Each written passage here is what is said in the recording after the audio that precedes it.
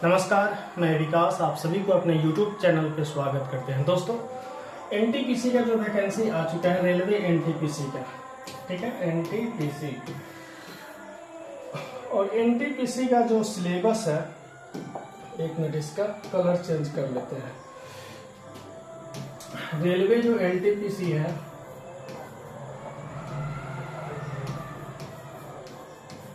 Railway NTPC है, इसका vacancy आ चुका है। सभी लोग फॉर्म भर रहे होंगे या भर भी दिए होंगे कुछ। तो इसके रिगार्डिंग आपके मन में जो भी सवाल है नीचे कमेंट सेक्शन में कमेंट जो है जरूर कर दीजिएगा। मेनली हम इस वीडियो में जो बात करने वाले हैं, इसमें जो पिछली बार एग्जाम हुआ था, आपको जो 2019 में वैकेंसी आया हुआ था, और उसकी हम बात करें तो उसी में जो है पहले तो इंटर लेवल और ग्रेजुएट लेवल दोनों एक ही में वैकेंसी दिया हुआ था, लेकिन इस बार जो है अलग अलग करके वैकेंसी दिया है। तो इस बार का जो कंपटीशन है पिछली बार से ज़्यादा टफ है। दोस्तों, आपको पीटी और मेंस दोनों में, यानी कि मैथ, रीजनिंग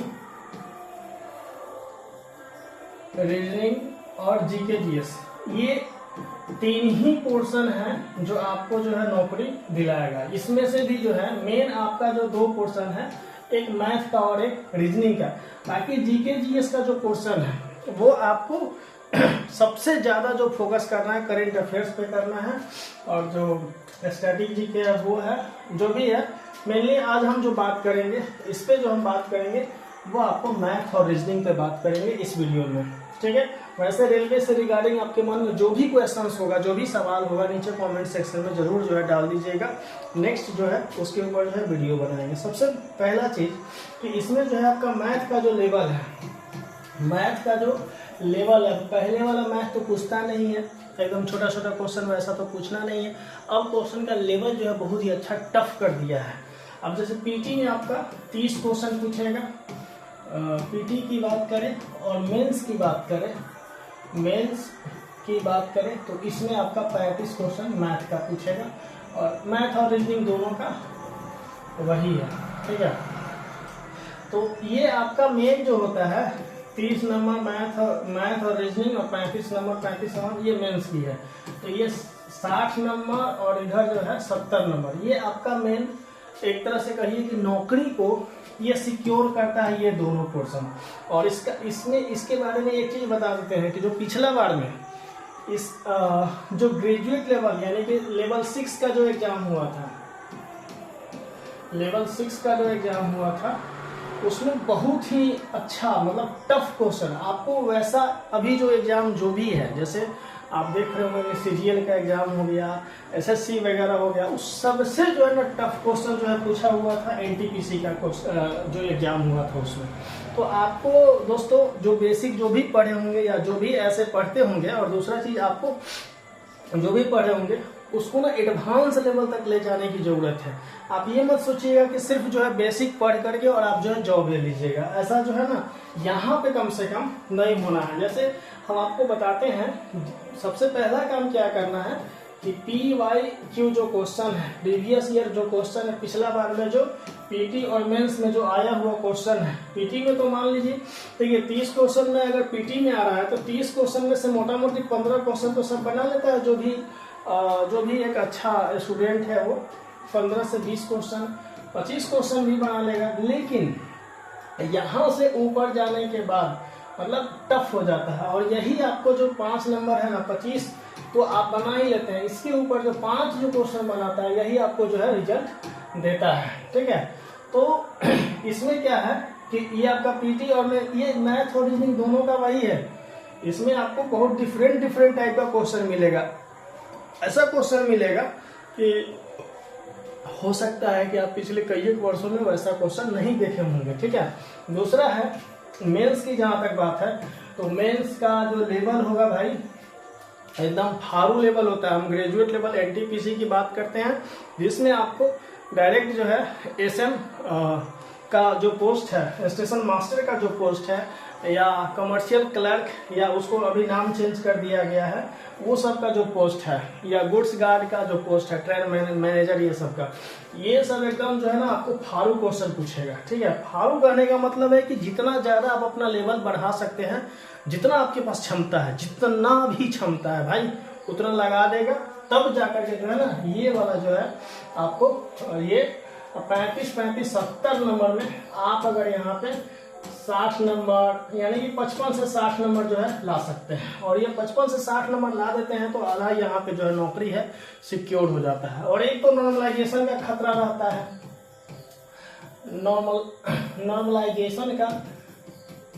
नॉर्मलाइजेशन का खतरा रहता है। तो इसलिए दोस्तों इस पे अभी जो है ना ज्यादा फोकस, अभी जो है इतना ज्यादा प्रैक्टिस कर लीजिए, और आपको एक एक चैप्टर के बारे में बताते हैं कि पढ़ना आखिर क्या है। ठीक है, पढ़ना आखिर क्या है, उन सारे चैप्टर्स के ऊपर जो है डिस्कशन करते हैं। और उसका प्रीवियस ईयर जो है जरूर पढ़ना है, एकदम जो है एक एक क्वेश्चन को ध्यान से जो है बढ़िया से जो है पढ़ना है।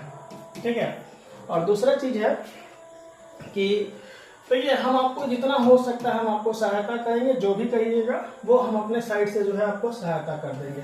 जैसे पहला जो चैप्टर है नंबर सिस्टम, मैथ की बात कर रहे हैं फिलहाल। ठीक है, नंबर सिस्टम। दूसरा जो है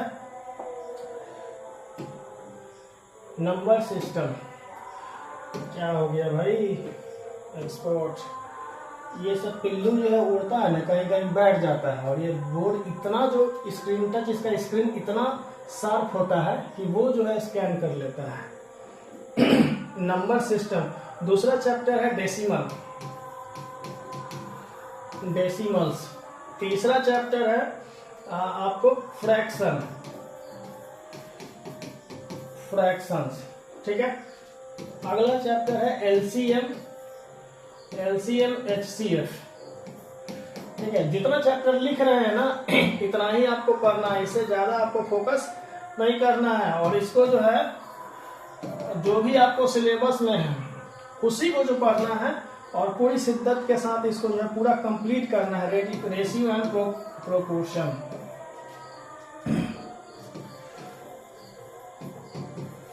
ठीक है, अगला जो चैप्टर है रेशियो प्रोपोर्शन के बाद जो है परसेंटेज। ठीक है, अगला जो पोर्शन है मेंसुरेशन।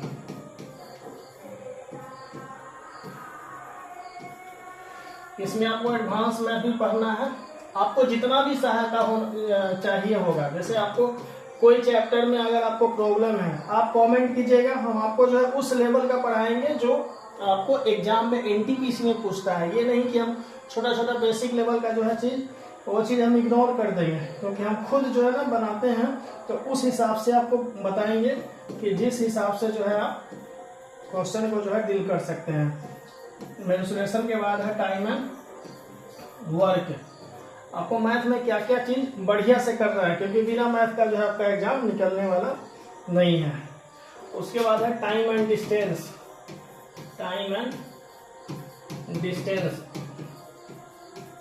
ठीक है, टाइम एंड डिस्टेंस। अगला है सिंपल एंड कंपाउंड इंटरेस्ट, यानी कि CI एंड SI। ठीक है, उसके बाद में जो है आपको पढ़ना है प्रॉफिट एंड लॉस। उसके बाद में अलजेब्रा है, अलजेब्रा आपको पढ़ना है। अलजेब्रा के बाद जो है ज्योमेट्री है, ज्योमेट्री पढ़ना है। ज्योमेट्री के बाद ट्रिगोनोमेट्री पढ़ना है। ठीक है, ट्रिगोनोमेट्री पढ़ना है।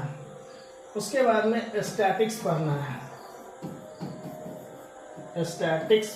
ठीक है, इतना आपको जो है ना केवल मैथ में पढ़ना है दोस्त। केवल जो है इतना आपको कहाँ पढ़ना है, सिर्फ मैथ के लिए पढ़ना है। इतना चैप्टर कम से कम जो है पहले इतना चैप्टर को जो है ना पूरा एक बार जो है आप लोग रिवीजन कर जाइए।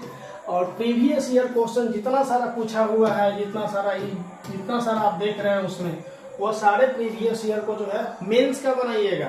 पीटी का इजी, थोड़ा सा पीटी का इजी क्वेश्चन पूछा हुआ था, लेकिन मेंस का जो क्वेश्चन है वो एकदम फाड़ू पूछा हुआ था, तो उसको जो है ना बिना कंप्लीट किए हुए आगे मत बढ़िएगा। तो आपको जो है कंप्लीट करना ही पड़ेगा, और एक बार जब कंप्लीट कर लीजिएगा तब जाकर के वो ज़्यादा बेहतर है। ठीक है, चलिए अब आगे ये रीजनिंग में, रीजनिंग की बात करते हैं। रीजनिंग की जहां तक बात है तो सबसे पहले एनालॉगी पढ़ना है आपको। एनालॉगी, ठीक है। एनालॉगी के बाद आपको पढ़ना है कंप्लीशन ऑफ नंबर एंड जो सीरीज होता है ना, नंबर सीरीज, वो पढ़ना है, सीरीज। ठीक है, नंबर का भी सीरीज होता है, अल्फाबेटिकल भी सीरीज होता है, ये सारा मिलाकर के जो सीरीज है वो पढ़ना है। ठीक, कोडिंग डिकोडिंग पढ़ना है। कोडिंग डिकोडिंग वो पहले वाला कोडिंग डिकोडिंग नहीं पूछता है, उसमें बहुत सारा चेंजिंग आ गया है। कोडिंग डिकोडिंग,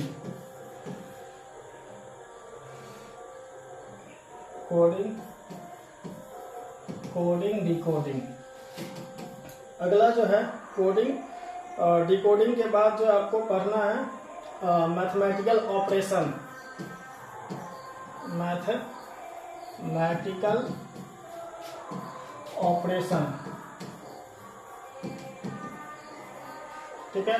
नेक्स्ट जो आपको पढ़ना है मैथमेटिकल ऑपरेशंस के बाद मैथमेटिकल सिमिलरिटीज पढ़ना है।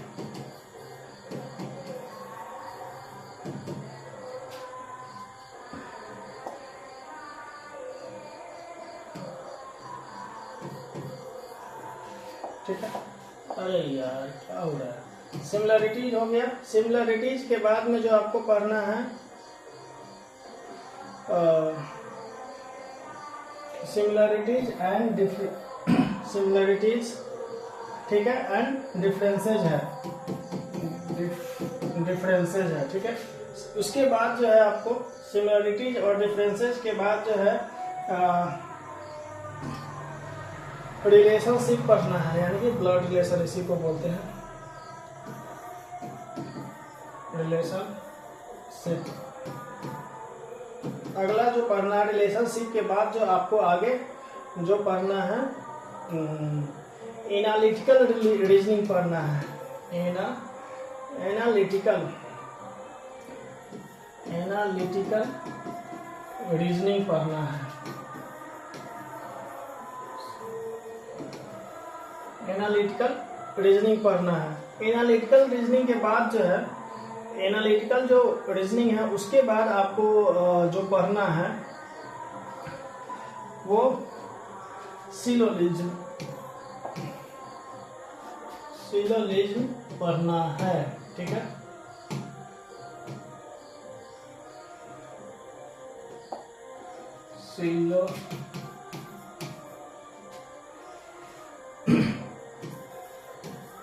सिलोगिज्म, ठीक है। नेक्स्ट जो है सिलोगिज्म के बाद आपको जमलिंग पढ़ना है।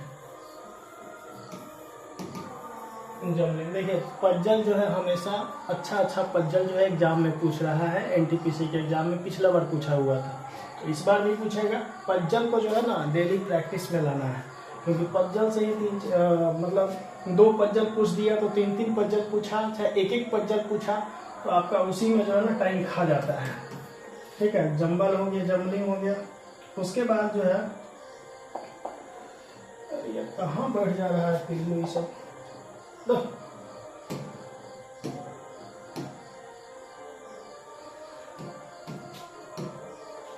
चलिए आगे चलते हैं।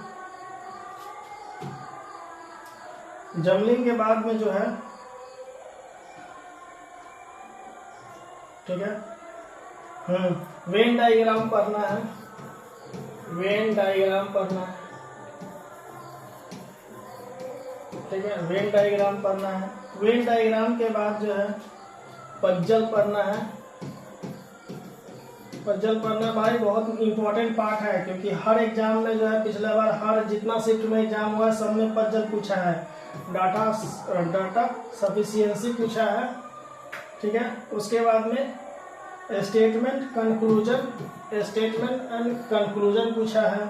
उसके बाद में स्टेटमेंट कोर्स ऑफ एक्शन,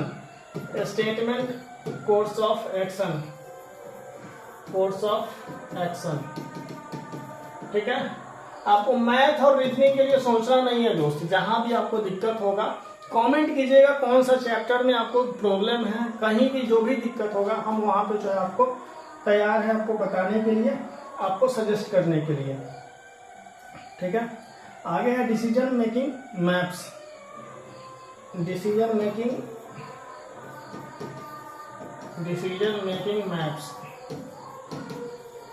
ये आपको पढ़ना है, देख लीजिएगा सब। उसके बाद में जो है इंटरप्रिटेशन ऑफ ग्राफ्स,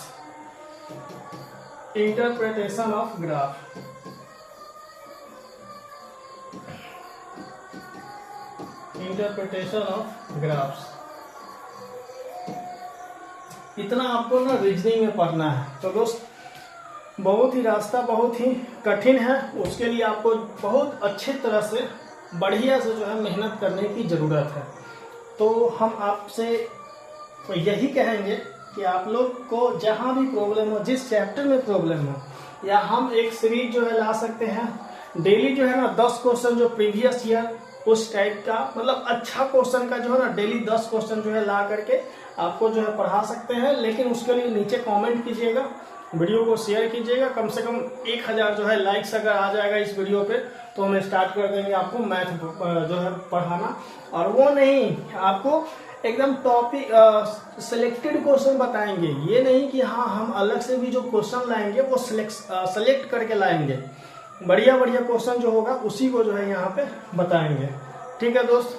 तो कोशिश कीजिएगा और जो भी होगा नीचे कमेंट सेक्शन में कमेंट जरूर कर दीजिएगा, उसके ऊपर जो है हम आगे जो है विचार करते हैं। अगर आप लोग का अच्छा रिस्पांस रहा तो जरूर जो है हम मैथ यहाँ पे पढ़ाना स्टार्ट कर देंगे, और मीडियम इंग्लिश और हिंदी दोनों मीडियम में हम पढ़ा सकते हैं, ठीक है। किसी को कोई प्रॉब्लम हो तो नीचे कमेंट जरूर कीजिएगा। धन्यवाद।